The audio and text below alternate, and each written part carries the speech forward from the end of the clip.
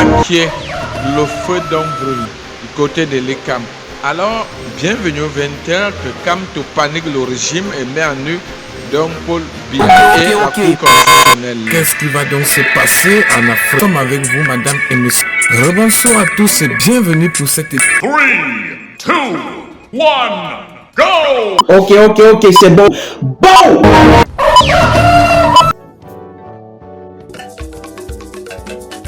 Bonne année!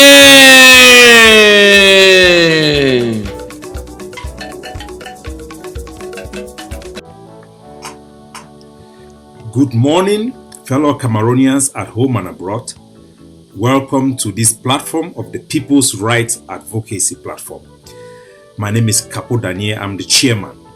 So today, ladies and gentlemen, our brothers and sisters at home and abroad, we have come to you with update that the president-elect of Cameroon, Issa Chiroma, have officially moved now into Gambia, where he is being hosted there officially by the government of Gambia. The Gambian government have just officially put an announcement in their government website that Issa Chiroma have arrived in that country.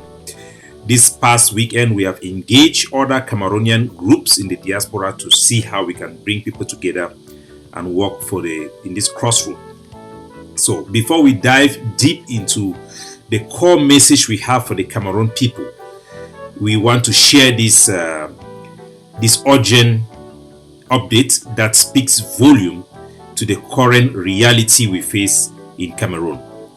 So Issa Chiroma is no longer in Nigeria. We can now clearly say that he was in Nigeria. We don't need to say the specific place.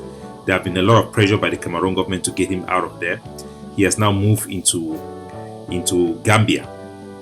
It is announced today. So it is this morning that he has arrived in Gambia. He has been welcomed by Gambian officials.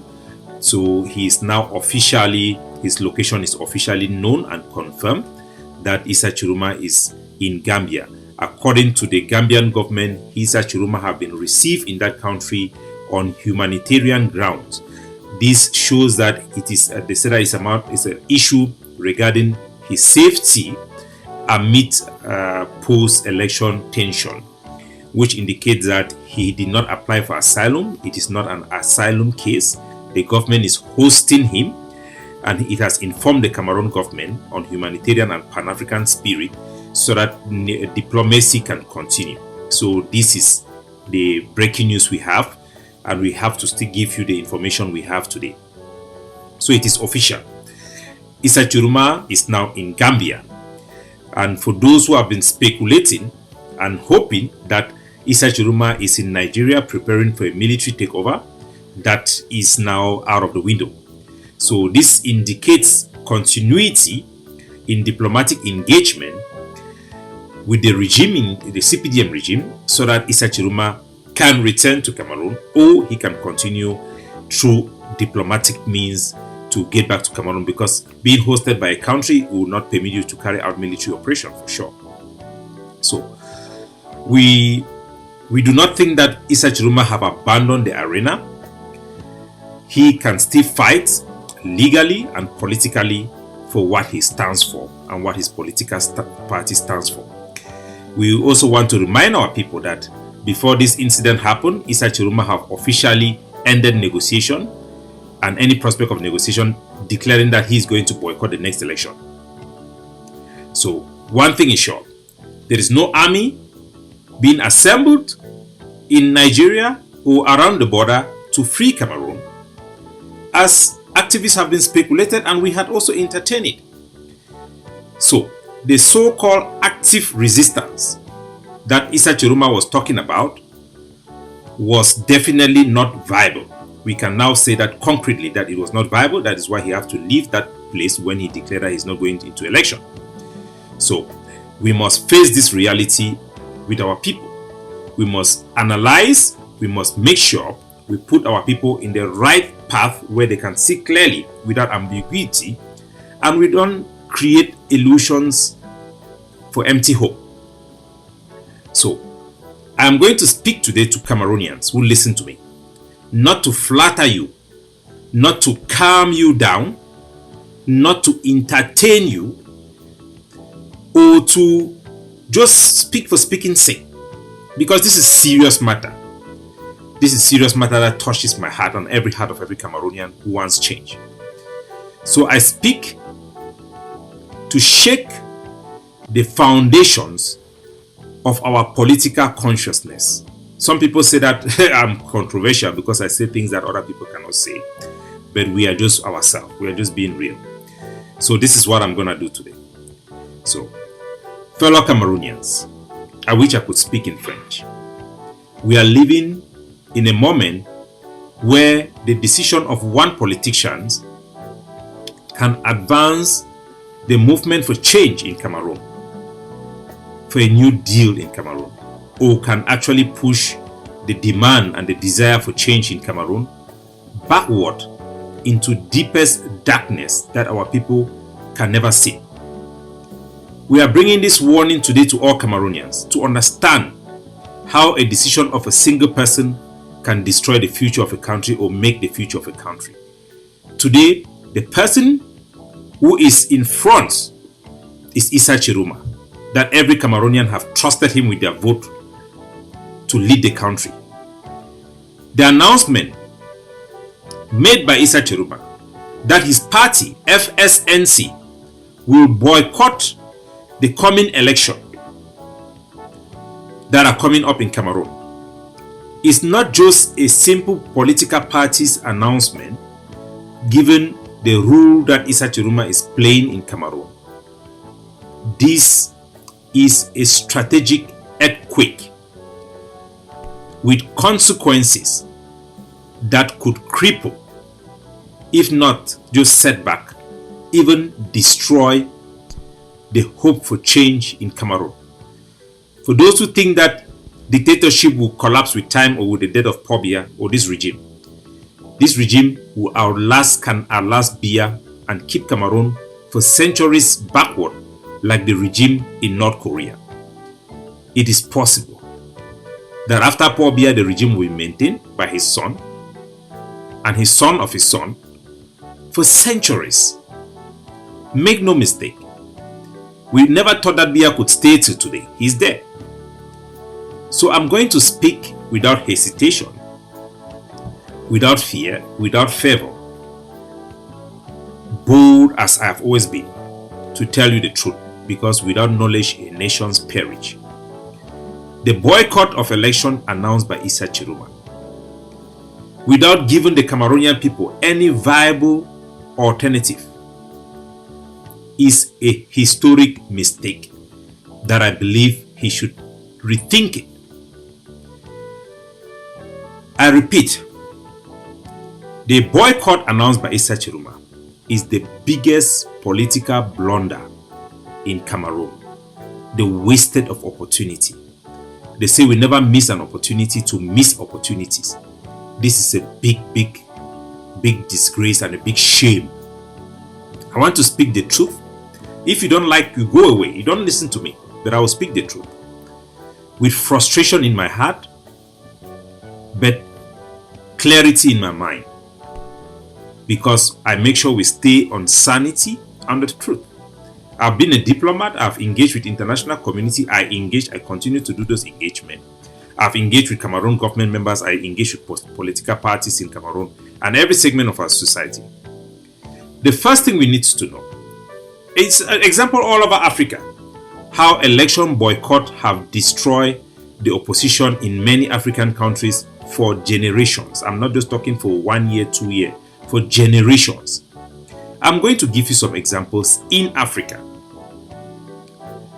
The first one was in Kenya in 1997 to 2007. That country was almost destroyed because of what? Raila Odinga, who was the most popular opposition leader at that time in Kenya, boycotted local election in the 1990s because he thought that the system was rigged. What happened to Kenya? The president of Kenya at that time, Moi, strengthened his authoritarian grip. What was the result in Kenya? The result was all parliamentary seat was lost by the opposition. Arap Moi rewrite the constitution to make sure that dictatorship became even stronger in Kenya and retarded the development in Kenya and democracy and freedom in Kenya for decades until 2007, where Raila Odinga, the same person who boycotted, openly stated, and I quote, "We learned that power is not abandoned. You must challenge it on every front." That was in 2007, more than 10 years. That was what he said. And he became the Prime Minister of Kenya. And Kenya was reformed. And it was set up in a way that it is more democratic today. It is one of the most, it has the highest degree of democracy in Africa today. That is an example in Kenya. You can look at it. The second example I want to give you is Senegal, which we know very well, where the opposition boycotted recently, 2012. That led to total domination by the ruling party. In 2012, in Senegal, we are celebrating the president. Remember that Wat's party swept all seats in the parliament because of opposition. They boycotted election, local election, and stay at home. The people became frustrated because they could not do anything. You can't do anything against a state whose military is strongly behind them, and the French were supporting the Senegalese government. Many activists and those journalists in Senegal was put in prison because they had zero political protection. Parliamentarians are political protection for free speech in any country and plays a very crucial role and local elected official to secure activist rights. One Senegalese activist said in Dakar, after those boycott and they were having chance to go into the future election, that what I quote, "A boycott is a pillow to lie on it comfortably while the regime sharpens its knife." After they have learned that it was a mistake. That is in Senegal. And they came back and participated in election, and today the opposition is in power because they participated in election. Another example, and I hope is the last example, is DRC Congo, where they boycotted elections by opposition parties. I'm sorry, I need to pause this video. I'll come back a little. So in Congo, Tshisekedi boycotted parliamentary election during the period of Kabila. Kabila party then went further and won 70% of the parliament. And he was making noise in Congo for the rest decades and decades, and nothing happened. It took Congolese 10 years before the opposition party came back into election. After they boycotted, there was no change in the electoral code, but they came back to the same election. And today, Tshisekedi is now in power, and he now wrote a letter to the Congolese people and says about election boycott, it was a trap designated for us to walk away from the institution. That is what he said, and today he's in president. So if you really want to change the regime, you want to change power in Cameroon, the only viable alternative right now is through the electoral process, whether it is rigged or not. That is the only way. And in Cameroon, election today is better than that in Congo. Trust me, it is better. Look what has happened in Cameroon with John Fundi. In 1990, when SDF launched the political party, John Fundi's biggest mistake was not to go into the first parliamentary election. He did not have parliamentarians in every region to hold those regions for him, and their population dissipated. It allowed Paul Biya the only chance he had to seize the control of the National Assembly and rewrite the Cameroon constitution that have led Paul Biya to stay in power till today. If John Fundi had gone in election in 1990 for parliament local election, Paul Biya would not be in power till today. Paul Biya cemented the longest dictatorship in the world because John Fundi boycotted election in 1990, where he had the opportunity to take power in Cameroon. but he refused because he wanted to start from the top. It can never work like that. Boycott is oxygen for dictatorship. Electoral boycott is oxygen for dictatorship. Whenever opposition withdraws, the regime can breathe. They can dominate. They can sit. Unless Issa Chiruma himself have said that the institutions in Cameroon is already in hostage. So if they are already in hostage, what do you think? Paul Biya is in control there. So we knew before 2025 that the system is rigged. We knew that the system in Cameroon is rigged and that Paul Biya is going to cheat election. It is not news to anybody. When I started campaigning 2 years ago that we should participate in this election, everybody said that it was rigged. But will you say that it was wrong for Issa Chiruma to go into election? No. Even Maurice Kamto was fighting to get into election. It was the right thing, even though we know it was rigged.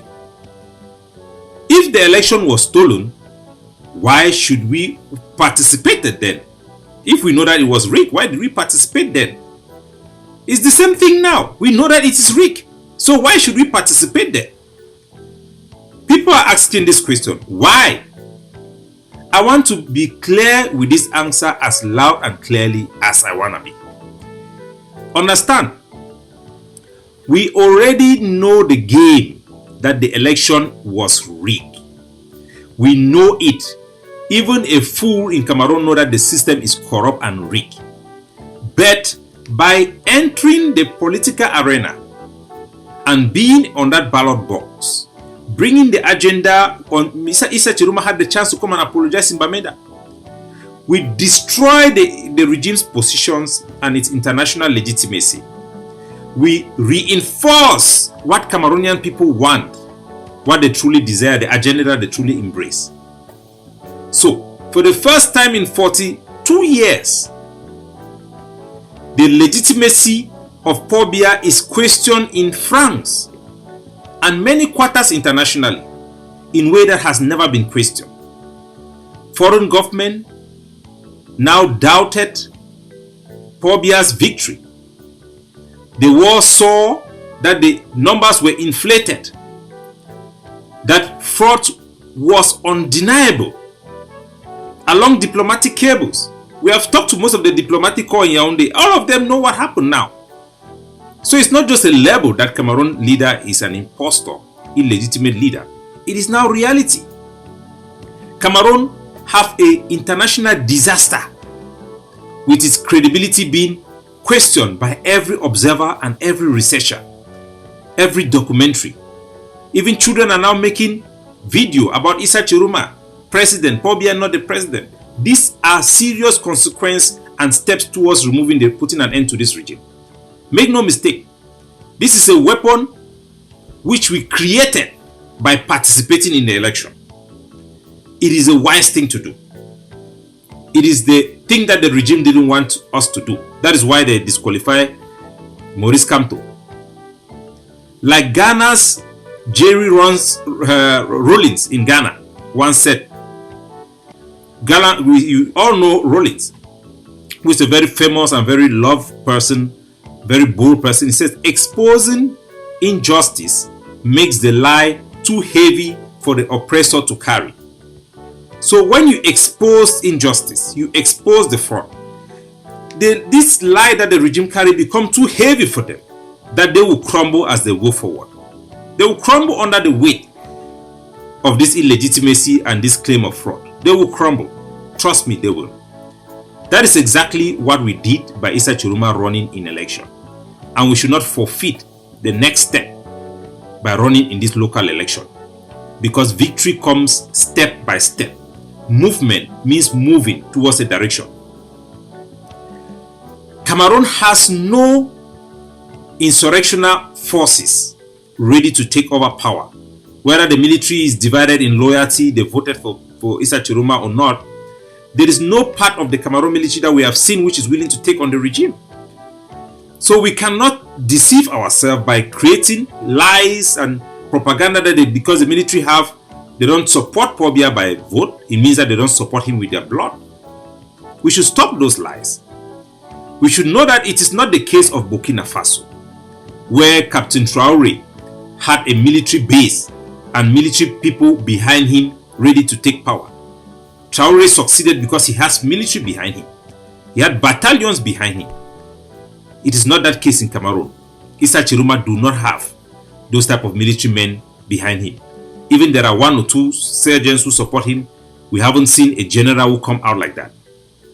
We are not like in Mali, where Assimi Goïta was the commander of a special military forces, that his position could easily change the position, change the country. There is no Cameroon general in B that is going to have any difference with Paul Biya. Otherwise, they will not be in that position. So we are not in Niger, where Bazoum was so isolated before they could have that chance for the changes that that country had in Niger. Cameroon is a hardened dictatorship, harder than even North Korea. Cameroon is a dictatorship with strong grip, with a political class of clowns like Etophis who are embedded with the regime. Any army obey without question what Biya does. Decent men are made to disappear, vanish without any trace. Even from journalists, even Catholic priests. People are crushed with fear in Cameroon. They live in the shadows of fear. They can't overpower the regime without any external help, and no external help is coming. The National Day of Mourning that Issa Chiroma declared, our people, they went out not because they didn't want freedom, but because they know that nobody will stand up, nobody is courageous. They have seen it. The regime have masterminded the politics of fear. That is the reality we live in Cameroon. We have to understand and study history, study our own history, study the history of other African countries, and see that there is no alternative.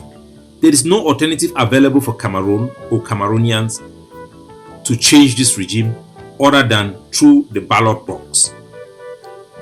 There is no alternative. There is no benefit of boycott.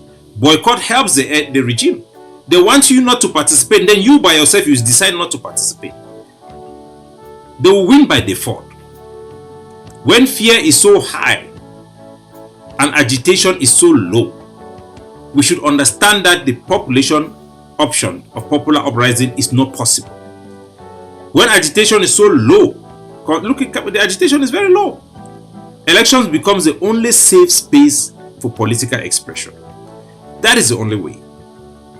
It is the only way. There is no alternative. We have an obligation to be frank with our people. Political participation, which is an undeniable right, they wish they could take away that right, they can't, is our only option. That is political science 101. I wish I could say it in French. I wish I could say it in a way that could convince anybody. But the loud voices of extremists are always strong. And any leader who embraces the extremist core of his movement always ends up to fail. If we abandon elections, we lose everything, even after Paul Biya dies. And we all know that the end of Paul Biya's life is near. He's an old man. By the law of nature, he's gonna fall very soon. We all know what the Cameroon Constitution says. Article 64, which I have quoted so many times. It is clear in the Cameroon Constitution and he can't change it. He doesn't have the time to change it. Most experts, by observing Biya, have said that he cannot last 2 years. He can't last 2 years. So when he dies, the constitution in Cameroon will demand that the next in power declare presidential election within 40 days. 30 to 40 days after Paul Biya died. Fresh elections will come up and the parliament will be declared a transitional parliament. They will have institutional reshuffling to prepare for election. That is what the law says in Cameroon. So if we are not inside the council when that thing happened, if we are not inside the parliament when those things happen, if we are not inside the Senate when those things happen, if we don't have any political mechanism within the system to check and counter any agenda of the regime will just simply have a free check to write what they want. It is very important for us to have eyes inside, ears inside that can object to the regime. And getting into this election will give the opposition a sizable, if not even total, dominance of this institution. We know that if the opposition parties do not participate in these legislative elections, they will be disqualified for the future presidential election. So even if Paul Biya was to die, Issa Chiroma will not be able to run for presidential election, and nobody will care about what has happened, let alone thinking about installing him because he won the election that have ended. When the constitution is calling for new election, that he will not be eligible to run. So we have to learn from this history, fellow Cameroonians. Those who were telling me that we cannot participate in this election is going to mean that we have forgotten the old elections, they should understand. Look at how Maurice Kamto was humiliated. The MRC was sidelined even though it had the support of the vast majority of Cameroonians. The Constitutional Court did not care because they have the military in their back. They went in for party. Many parties were declared illegible based on technicality, and the only party that were left were parties that they were sure that did not have the popular vote, that even in a free and fair election they will not have stand a chance to win the regime. So these are the lessons that are written in the blood of Cameroonians that can never be ignored, and we can't allow Issa Chiroma to ignore this. We have to call him out. We cannot repeat these mistakes given these examples I've shown you. If you look across Africa, you see all these examples. You look in Cameroon, you see all these examples. Why can we allow Issa Chiroma to do this to Cameroonians? You must infiltrate the system in order to defeat the system from within. You must be in the system. Put the software inside the machine to reboot the system. You can't do it from outside without any contact with the regime. This is how African dictatorship has fallen all across Africa, and Cameroon will not be an exception. It is not by abandoning the political front that we win. In this 21st century, it is not possible to do the type of military overthrow or government takeover that used to happen in Africa. It's no longer possible. It is by flooding the institutions with opposition presence that represents the aspiration of the people that ultimately the aspiration of those people can prevail. That is what happened in Kenya, that made that country democratic today. That is what happened in Senegal, that made Senegal democratic today. That is what happened in all African countries. And we must use this step-by-step method, movement. That's why the movement of change, I call it the movement of change. HH in Zambia failed many times, but he contested every election. That is how Gambia today is free, and even Issa Chiroma can visit there. Finally, in Gambia, through electoral process, they won the dictatorship because they have a limit. You can think that Paul Biya is almighty. He is not God. He has a limit. In Gambia, the dictator had more control of the institution more than Paul Biya did, but repeated attempt by the opposition succeeded. Remember, in Malawi, he said that I lost in every election. He said that every election win weakens the oppressor. That was in Malawi. So we have to learn from all around us. I'm giving you these examples in Africa so that you know that this is the truth. Malawi, the opposition did not boycott. They contested again. With every evidence that the system was fraud, they adjusted. With every election, they adjusted their plan. Eventually, they won. And the Constitutional Court knew the election at one point and ordered fresh elections in Malawi. Even though the Constitutional Council was appointed by the president, but they brought proofs that they could not discard. In Cameroon, the proof that Issa Chiroma brought in the court did not reach the level of acceptance according to the Cameroon law, because you need signatories to back up your statistics. Issa Chiroma did not have people in other ballot stations. So we have to understand the error we made. I cannot stress it too much. That was the fall of Yahya Jammeh. We all know, a brutal dictator that people in Gambia thought that he was God. Opposition did not give up going into election. They went into election until Yahya Jammeh fell. Even dictator can fall when opposition refuse to retreat or they refuse to get tired. The ability of a leader to succeed is his ability to ride the radicals amongst his group like a horse.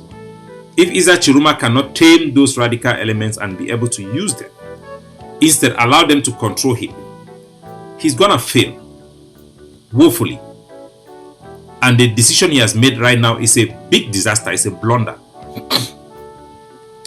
Issa Chiroma, if you boycott this election, you have betrayed the Cameroonian people and you will kill the momentum. You will become less popular and less relevant. You will be sidelined by history if Paul Biya died. People will forget that you even exist. It will be the biggest betrayer. So, if Issa Chiroma, I'm saying if because the decision can be reversed. If you boycott, you have made the worst choice in your political career. And it will be disastrous for all Cameroonians. Because your decision today will affect the life of all Cameroonians and the prospect for change and democracy in that country. That is the truth. But I want to tell you that Cameroon cannot afford to follow such strategic graveyard. I will not follow such boycott and lead the people who listen to me and allow those who listen to me and the people who listen to the people who listen to me to go to the graveyard with this decision. The people who voted, who protested, who gave hope for Cameroon through you, they will feel abandoned increasingly as time goes on. Your momentum will die and it will be a loss for all of us who want change. All of us who want change. The momentum will die. The few people that are going to be left with you will be so extreme that they can't even talk in public, can't even be accepted by the normal people. International attention is gonna weaken. Diplomatic engagement is gonna weaken. And you may find yourself back in Cameroon in a time where you cannot even defend yourself and nobody will speak for you, Issa Chiroma. So if the opposition will not participate, then the regime will be on challenge.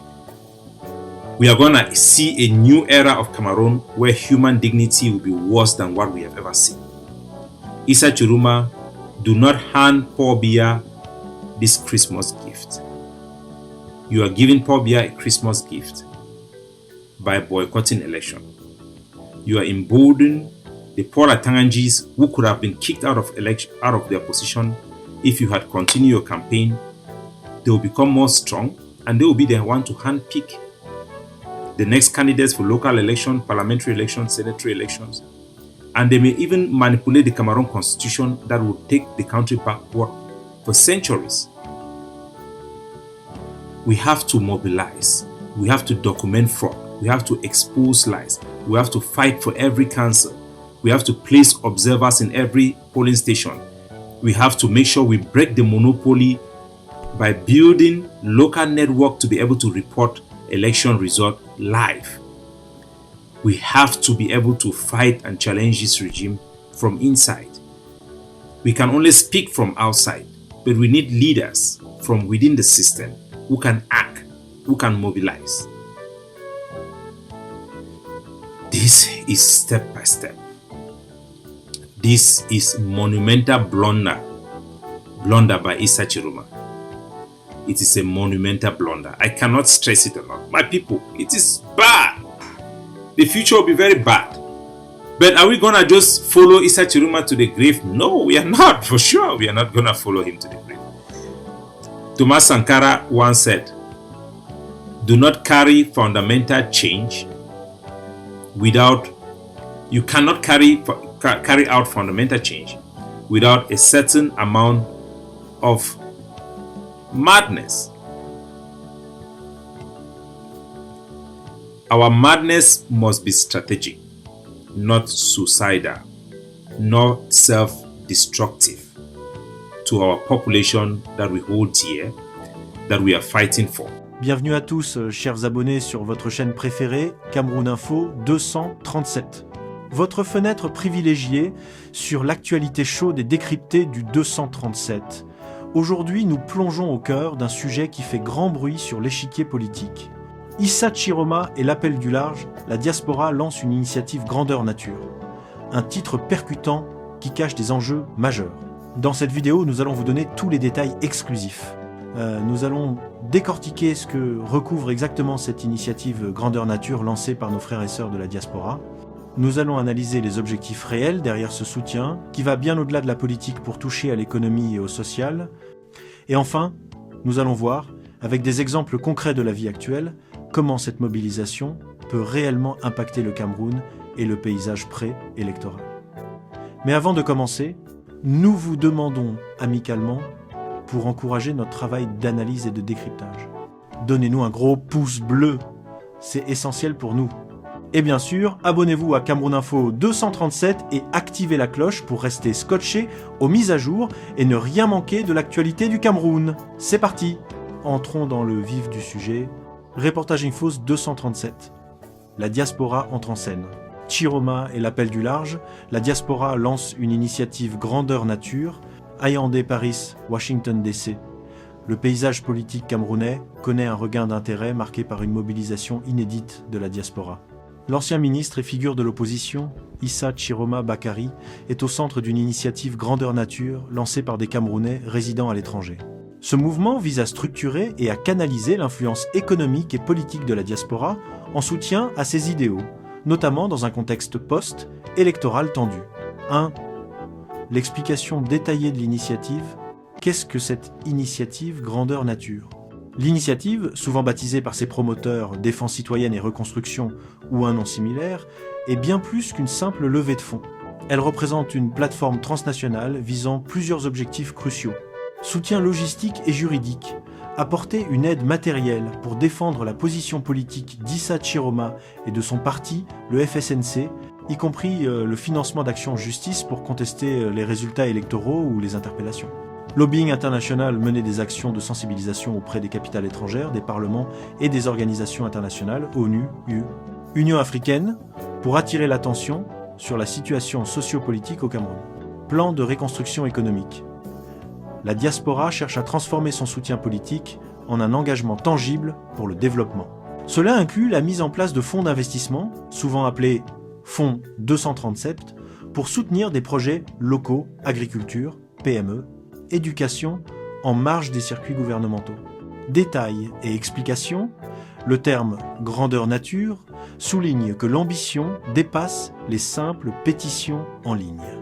Il s'agit d'une tentative de faire de la diaspora, souvent vue comme un simple réservoir de devises, un acteur politique et économique de premier plan, capable d'exercer une pression réelle sur le gouvernement de Yaoundé.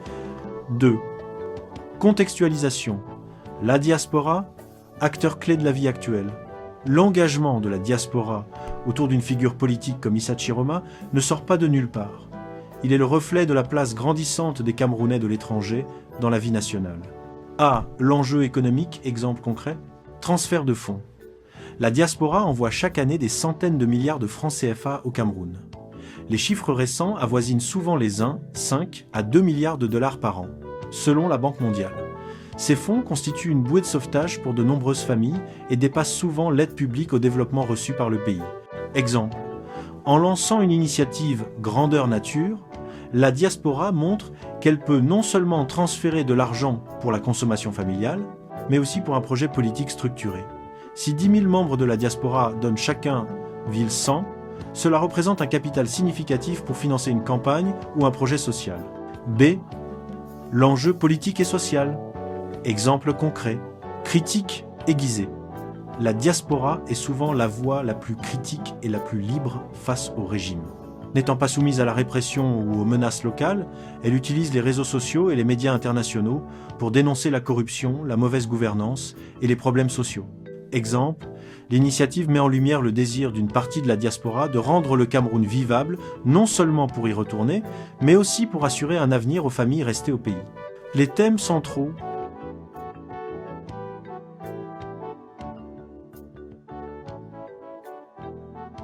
Bonjour les amis, j'espère que vous allez bien. J'ai vu une vidéo là qui m'a... J'ai dit que le peuple camerounais, le changement au Cameroun va être difficile. Quand tu vois le peu qu'on utilise pour donner aux Camerounais et pour qu'ils sacrifient une vie, pour que certains Camerounais, pas tous les Camerounais bien sûr, mais pour que certains Camerounais sacrifient pour le peu qu'ils ont, on les donne. Les amis, c'est malheureux. En tout cas, regardez la vidéo aussi, comment Atanga distribue un peu de carburant avec 2000 francs aux gens. C'est-à-dire, pour qu'ils ne participent pas au deuil national, on les donne un billet de 2000 francs avec peut-être 1 litre de carburant. Et les gens sont là, ils s'alignent, ils mettent la route. Je vous dis qu'il y a des gens qui sont mentalement pauvres. Vous savez, on a réussi à rendre les Camerounais mentalement pauvres que tu te demandes comment quelqu'un peut se placer pour avoir 2000 francs et également pour pouvoir mettre 1 litre de carburant. En tout cas, écoutez la vidéo si on se penche juste après pour mettre un commentaire. Voilà, merci.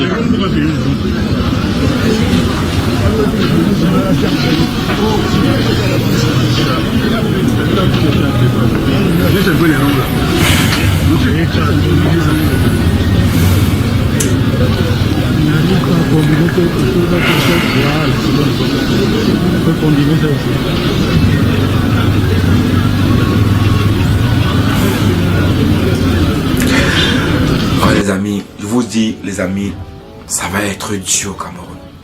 Le changement au Cameroun va être dur. Si les Camerounais ne changent pas de mentalité, je dis, ça va être dur.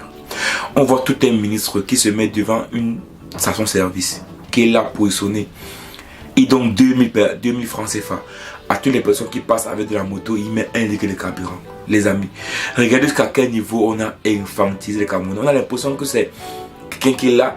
On voit des vieux papas qui ont des motos, des jeunes hommes qui ont des motos. On les donne 2000 francs. J'ai vu cette image là, je me suis dit c'est pas possible. C'est pas possible.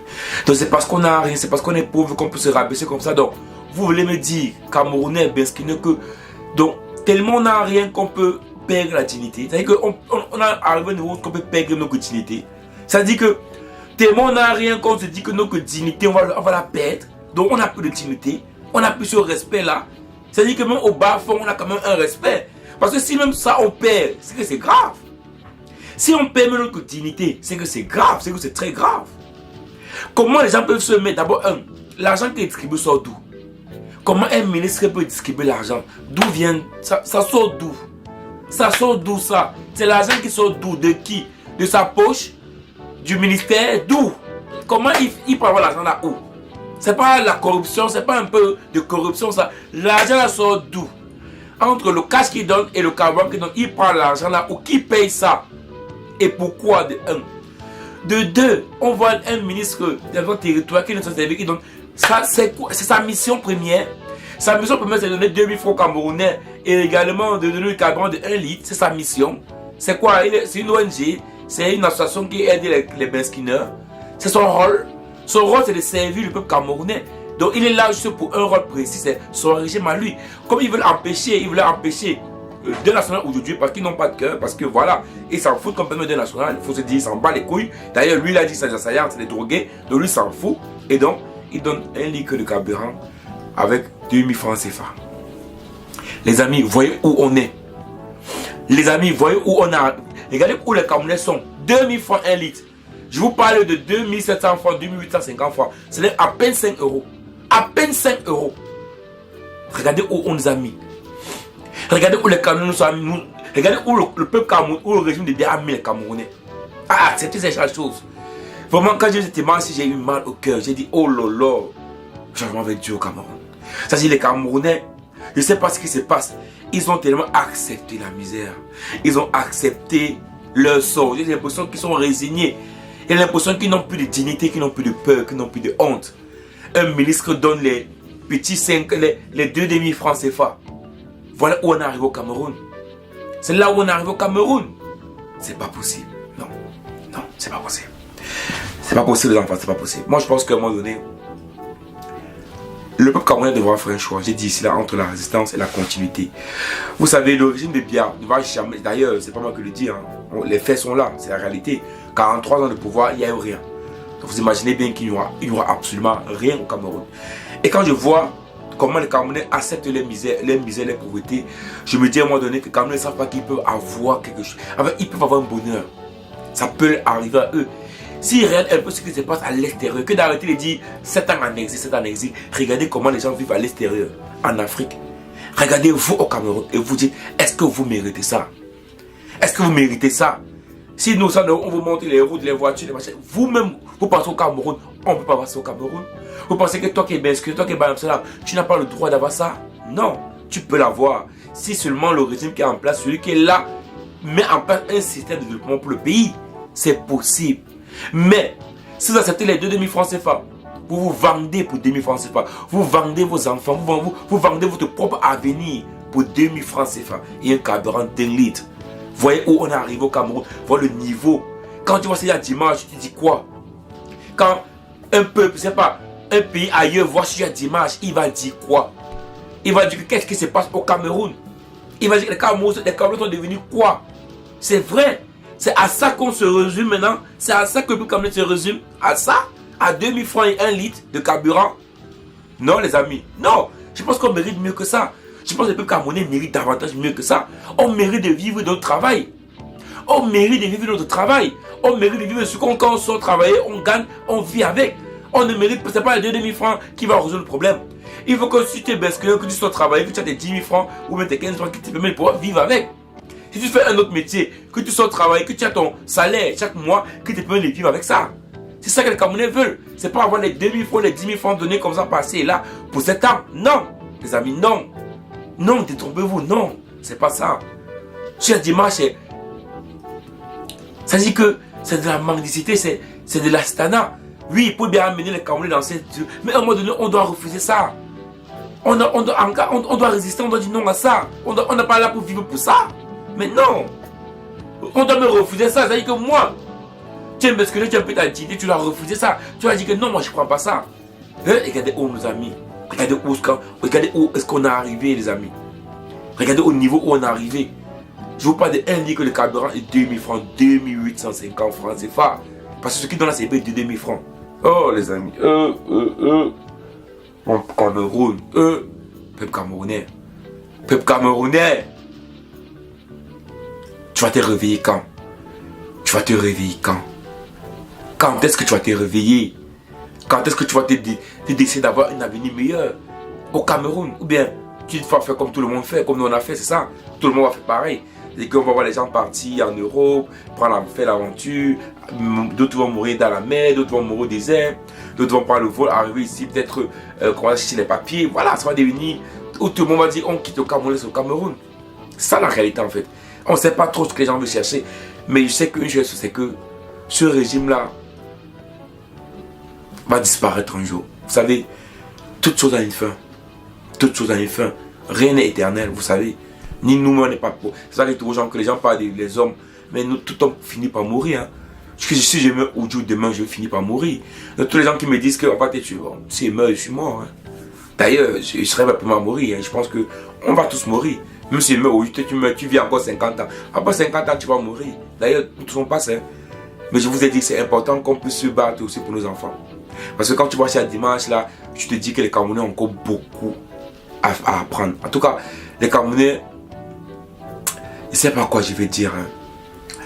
Les Camerounais sont tellement enfoncés dans leur musée qu'ils pensent que c'est la seule façon. En fait, ils pensent qu'ils sont à l'intérieur et qu'ils y resteront. Quoi. Pour eux, c'est qu'ils ne pourront jamais sortir de là. Et c'est la réalité en fait. Et c'est malheureux. En tout cas, moi, cette image-là m'a beaucoup menacé, m'a beaucoup dérangé. J'ai eu mal pour les Camerounais. J'ai eu mal pour nous. J'ai eu très mal. Ciao.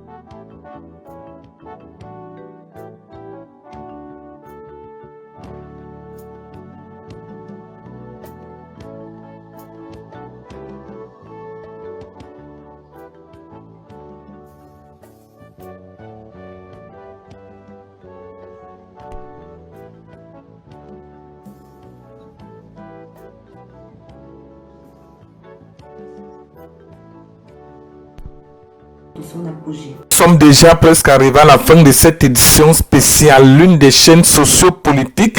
Alors, bienvenue donc pour la prochaine.